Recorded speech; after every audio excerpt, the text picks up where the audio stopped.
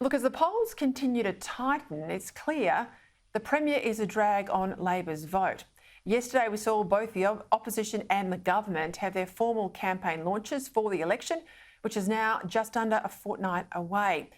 In the latest poll out today by polling company Redbridge, putting a Labor links with his polling company, and it was published in the Herald Sun, both major parties are pegged on a 33% primary. There's a high Greens vote, up around 12%.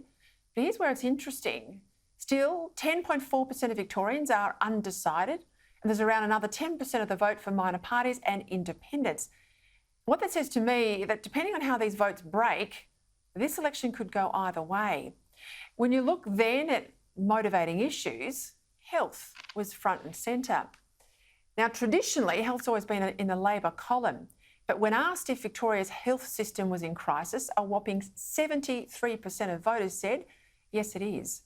In your opinion, they were then asked, who's best to fix the health crisis? Only 24% said Daniel Andrews in Labor, while the majority, 54.7%, said Matthew Guy in the Liberal Party. Now, given, as I said, Labor likes to think it owns issues like hospitals and schools, I'm sure that result's going to worry Labor insiders. At the major party launch events yesterday, both sides were keen to acknowledge power price pain, with even more money churned from taxpayers to consumers. At least the Liberal opposition, though, declared its support for more gas exploration and extraction on the obvious grounds that the best way to reduce price is to increase supply, even though it somewhat undercut the incentive to invest by declaring that all new discoveries would be 100% reserved for Victorians. But at least it was a good start. It's good to see a political party that's celebrating gas, not demonising it. And from a government that's increased public service numbers and public service pay, how about this? The Herald Sun reporting that it's now official policy pledge in the Labor platform, ticked off, of course, by Labor's National Executive, to explore a reduced working week for the public service.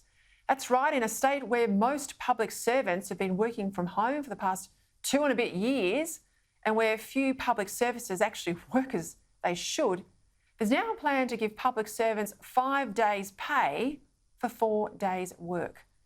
The quote from the weekend, Labor will consider the benefits of a reduced work week with no loss of pay, including potential social and gender equity benefits. This is the platform reportedly crowing about it. With Victoria headed for more debt than New South Wales, Queensland and Tasmania combined, how Victorian Labor can pay even more for less, it's a complete mystery to me. It's all borrowed money. That's what happens in a state where a bad government gets so little scrutiny.